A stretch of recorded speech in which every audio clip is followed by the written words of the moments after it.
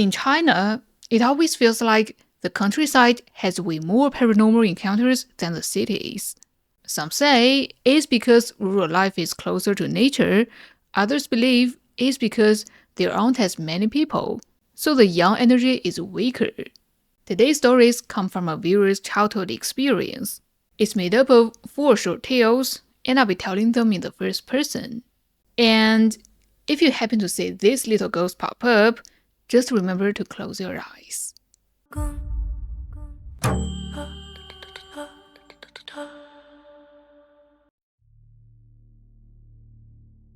So, my hometown is this little village in Fujian province. Our village was pretty isolated, especially when I was a kid. Transportation sucked, and outsiders really come through. Maybe that's exactly why I always feel like our village was trapped under some kind of, I don't know how to put it, like a giant dome. It trapped everyone, even the dead, and that only made things worse for the living. The first story I want to tell is about this Peddler guy. Back then, we had this middle-aged man in his 40s or 50s carrying this pole with baskets on both ends, selling all kinds of everyday stuff. We kids called him Uncle Zhang, and man, did we love this guy. The reason was simple. He sold this sticky candy, a kind of malt sugar. That was the ultimate treat for us kids back then. From what I remember, Uncle Zhang came around pretty regularly, every 2 or 3 days. He'd always bring this rattle drum thing and shake it, making this rhythmic dong-dong sound.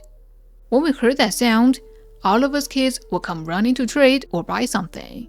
After a while, we all got to know him pretty well, treated him like he was part of the village. But then one day, he just didn't show up. And for the next half month, he was nowhere to be seen. When days went by without hearing that familiar rattle drum, us kids were seriously bummed out. Everyone was talking, did he quit? Or did something happen to him? Then one evening, that familiar dong-dong echoed through the village again, except this time, it was after dark. The moment that sound started up, the whole village went crazy. In an instant, chickens started flapping around like mad, dogs started howling, like something bad was about to happen. Everyone panicked and bolted their doors, like they were all silently hiding from whatever it was. That sound just traveled down the village road heading south, went all the way to the southern edge, then turned around and came back, finally disappearing at the village entrance. Some brave villagers went out to check afterward, but there wasn't a single footprint on the road, not one. From then on, as soon as the sun went down, the sound would come back, and the adults wouldn't let us step outside. But a few times, I still snuck out anyway, hiding behind walls in dark corners. I just wanted to see Uncle John again and maybe buy some candy. Sure enough, right when it got dark, that familiar sound would start up right on schedule. But the sound was weird. It seemed to come from all directions at once. I couldn't pinpoint where it was actually coming from. Out of curiosity, I peeked out carefully, trying to spot Uncle John in the moonlight, but I never saw anything. It was like the sound was coming from thin air. It wasn't until one night in September that we finally learned the truth. That night, the moon was full and bright, lighting up the ground like a giant lantern. 2 villagers who'd been out electro-fishing in the river were heading home. When they reached this stone-paved alley, they heard that dong-dong sound again. Normally, everyone was used to it by then. It had been going on for so long without anything bad actually happening, so they didn't think much of it. But this time was different, because both guys saw this blurry figure at the village entrance slowly walking toward them. It was a peddler. But why did it look like he was a head shorter? As the rattle drum got closer and closer, they finally got a clear look at him, and it nearly scared them out of their minds. The peddler had no head. His neck was just a raw, gaping wound, like someone had violently ripped his head clean off. A blood-curdling scream shattered the village silence. The 2 men scrambled and crawled their way home, and both got seriously sick afterward. Later, when people started asking around, they found out the peddler had already died a month earlier in a car accident. His death was brutal. His head was crushed and his body mangled. But for some reason, even after death, he kept coming back to wander around our village. Was he longing? Was it because he couldn't let go? Nobody knew. After the whole peddler incident, weird stuff started happening all the time in our village. It was like the peddler had opened Pandora's box or something. First, this young wife drowned in the river. Now get this, you're not gonna believe it. The deepest part of that river was only about 5 feet deep. But somehow, this woman just face planted into the water while washing clothes by the riverbank and straight up drowned. After that, many villagers started seeing her when they passed by the river at night. She looked drenched, just standing there with her washing paddle, pounding clothes by the riverbank. Then she'd stand up, dive into the water, and disappear, only to come back and do it all over again until sunrise. So yeah, I was really starting to think our village had some serious issues, and what happened next totally confirmed my suspicions. About 10 miles southeast of our village, there's a mountain. This mountain was special in a really creepy way. It's only about 2,600 feet high, covered thick with pine and fir trees, so dense you can't see the sky. But even so, there was absolutely nothing living in there. I mean nothing. No small animals make their home there, not even a single mosquito. Later on, one feng shui master passed through and said this place was extremely yin, perfect for raising corpses. And as it turns out, he was right. One summer, a bunch of us teenagers went to the neighboring village to watch movies. By the time films were over, it was already past 10 p.m. We were just chatting and walking home, and before we knew it, we'd reached the base of that mountain. That's when we remembered all the adults' warnings and the ghost stories about this place, and we started getting seriously spooked. To gather some courage, the 5 of us stopped talking and just held hands, trying to walk past that mountain together. But halfway through, we all heard this rustling sound. We looked up toward the distance, and at the foot of the mountain, there was this huge patch of tall grass that was swaying back and forth in the wind. But the weird part is, all the other plants and trees were completely still, only that one patch was moving, like someone was deliberately shaking it. Before I could even process it, the 2 friends walking ahead of us started screaming, and when I looked up, I saw why. The top of a coffin had suddenly slid out from that patch of grass. It looked brand new, just lying there bold as day by the roadside, with a bright red good luck character pasted on top, and the air reeked of fresh paint. We all looked at each other, immediately knew this was bad news, and wanted to hurry past. But it was like the coffin would read our minds. Suddenly, the whole thing slid out of the grass and planted itself right across the middle of the road, completely blocking our way home. We immediately backed away the hell up and turned around and ran back, deciding to get the adults from the neighboring village. Luckily, one of our friends had an uncle in that village. He brought over more than 10 villagers, including a few carpenters with their inclined tools and torches, and they came to the base of the mountain. At the time, the coffin was still lying there in the middle of the road. The carpenter motioned for everyone to stop, then pulled out their inclined tools. One stood at the head of the coffin, one at the foot, like they were measuring something. Then they pulled out a saw and started cutting the coffin. When they got halfway through, that uncle came over, saying children shouldn't watch this stuff, then sent us kids home. Later, I found out from my parents what happened that night. After they saw the coffin open, a flood of thick black blood spilled out. Everyone panicked at the bad omen and rushed to cut it all the way through. But when it finally split open, there was nothing inside. It was like the coffin itself was some kind of spirit, trying to grow stronger or bring harm to the villagers. Actually, this wasn't a small issue. It eventually made it all the way to the city. Apparently, a lot of people came to investigate, but we never found out what the final results were. But slowly, People started suspecting that maybe someone in the village was secretly practicing some kind of dark magic. Because an empty coffin that bleeds black blood, that's pretty hard to explain otherwise. After the whole empty coffin incident, our village brought in some masters to perform rituals, and things were peaceful for a while. But then something else happened that directly led to a young life being lost. Some of you might know about those old-fashioned vanity tables from last centuries. They look kind of like chairs, just a wooden frame where you could put a wash basin and had a mirror built in. Auntie Wang in our village had one of these antique pieces. It was really well crafted, with this dark red lacquer, and the wooden frame even had all these story sayings carved into it. Beautiful workmanship. But the problem with this old antique. Auntie Wang's husband died young, so she raised her 2 kids, a boy and a girl, all by herself. The boy was away at school, so usually it was just her and her daughter at home. This girl was only 15 at the time. She dropped out of school early to help Auntie Wang with housework. 15-year-old girls are at the age where they care a lot about how they look, so she really loved that vanity table. Whenever she had nothing else to do at home, she'd sit there looking in the mirror, doing her makeup. But this girl wasn't some weak little thing. She had serious guts. Remember that corpse racing ground from the last story? Everyone was scared of it, but she dared to go there to cut pig grass.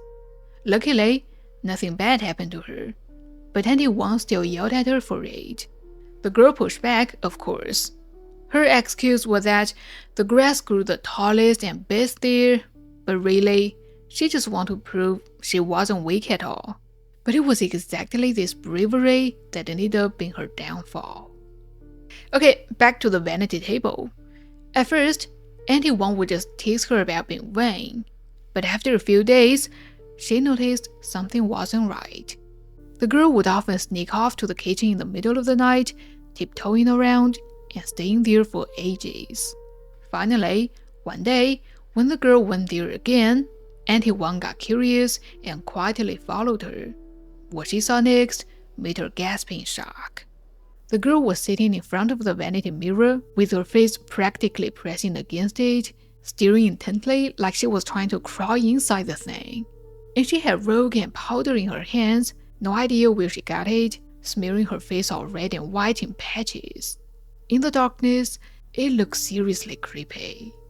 At that moment, Auntie Wang had a really bad feeling, so she grabbed her and dragged her back to the bedroom.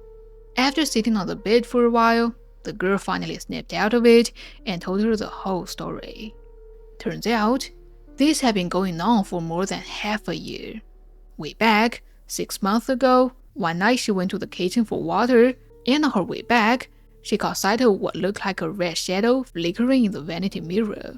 She thought her eyes were playing tricks on her, so she went closer to look. That's when she saw there was actually a woman in a red dress inside the mirror. She was sitting very gracefully on a roof beam, with a beautiful face covered in bright red robe, holding this long white silk ribbon and wrapping it around her neck over and over again. The girl looked back at the actual kitchen beam, but there was nothing there. But when she looked back in the mirror, the red-dressed woman was still there, and she seemed to have noticed the girl too, because she turned and smiled right at her. Anyone else would have been scared out of their minds, but this girl was genuinely fearless. She just watched with interest for a while, and then went back to bed. Nothing weird happened after that, except from then on, she started paying attention to the mirror all the time, even getting up in the middle of the night just to go watch that woman. When anyone heard this, she was already panicking, because a bunch of fortune tellers had told her before that this mirror had evil energy and she should get rid of it as soon as possible. But since it had been passed down through generations in her family, she treasured it and couldn't bear to throw it away. Now it looked like something really bad was going to happen.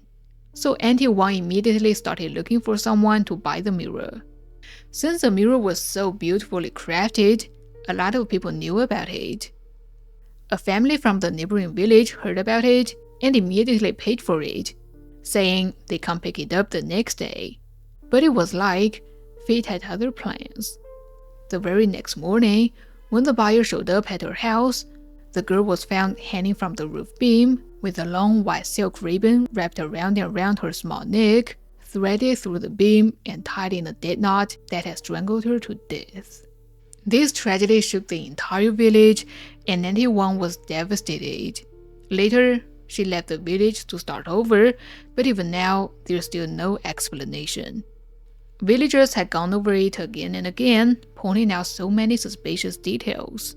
First, nobody could figure out how a girl who was only about 5 feet tall could have climbed up such a high roof beam, managed to tie a knot up there, then deliberately jump down and hang herself. It made no sense at all.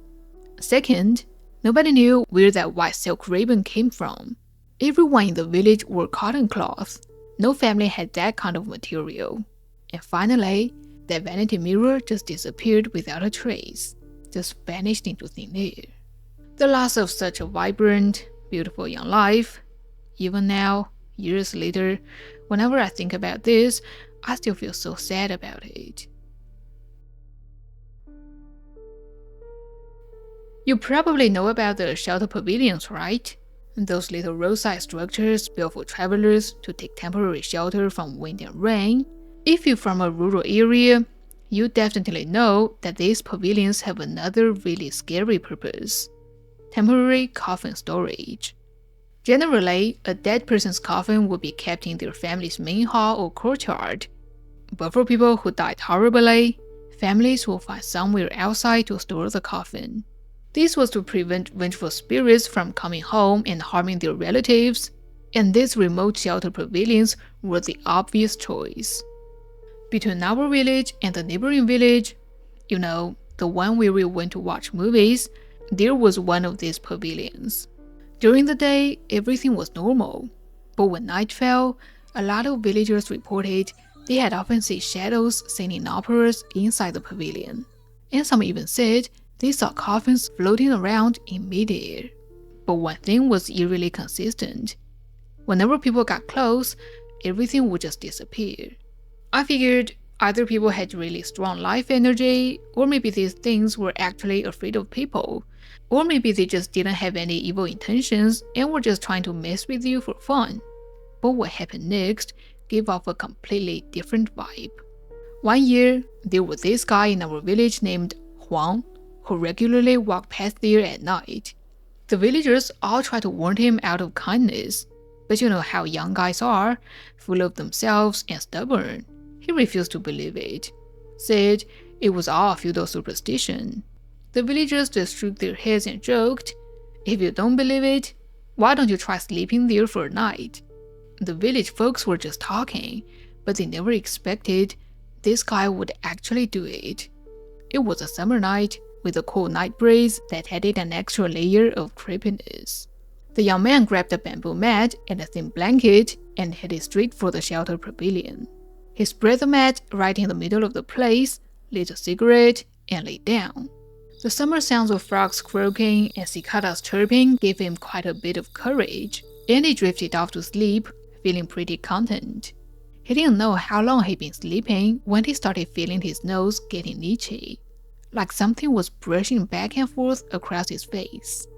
Gradually, he opened his eyes and saw a thick hemp rope hanging down from the very center of the pavilion roof, dangling right onto his face. At the time, he was just confused. Who was playing this prank to scare me? But then, the rope started swinging dramatically, and slowly, in the pitch-black ceiling area, a pair of old-fashioned embroidered shoes appeared, and they seemed to be sliding down the rope. Now, he was getting more awake, but he didn't run or make a sound, just kept watching. As the shoes continued sliding down, he saw 2 legs in black pants, and then the upper body. It was an old woman. Her face looked incredibly pale in the moonlight, pale to the point of being blue, with 2 deeply sunken eye sockets like black holes ready to swallow someone whole. And to make it worse, her upper body was wrapped in a white cotton cloth. It was a burial shroud. That's when he completely lost it. He didn't even have time to put his shoes on. He just started wailing around barefoot. As he ran, He kept looking back, and wouldn't you know it, that thing wasn't planning to let him off easy. It started floating after him, still holding onto the hemp rope, dragging it along the ground with this bone-chilling scraping sound. Now he was truly terrified. In his frantic sprint, he ran headfirst off a small bridge and crashed onto the riverbank below. The riverbank was covered with stones of all sizes, and it hit hard. So hard, he knocked himself unconscious on the spot. He woke up in the hospital. Villagers had found him the next day and rushed him there. Fortunately, his life wasn't in danger, but one leg was so severely damaged in the fall that it had to be amputated. After that, the villagers' fear of that pavilion got even worse. Even in daytime, nobody dared pass by it anymore. Of course, they still used it for storing corpses as usual. Finally, the village chief ordered the pavilion to be torn down, and nothing like that ever happened again. I had a wild guess about that second coffin story. Maybe what was inside was a Chinese zombie. And the moment it jumped out of the grass, it finished whatever cultivation it needed and tried to escape. And by the time the villagers came back, it was already gone, which is why they only found an empty coffin. I know it sounds crazy. You might ask, do zombies really exist? Honestly, I wonder the same. Later, I watched a live stream by a young guy named Ting Quan, who helps people appraise antiques. You might remember him because I mentioned him before. So, he once ran into a collector who claimed to own paintings of zombies painted by a toast master. Ting Quan was stunned because it sounded so absurd, so crazy, like a vampire hunter who paints vampires, you know. He ended the story with, "Sometimes the one who knows you best is your enemy." I think he was hinting that the toys master really did say something like Chinese zombies. And after that, I started to suspect that maybe, just maybe, zombies could be real. Alright, that's all for this video. Actually, the OP has shared more of these stories. In the next episode, let's just continue.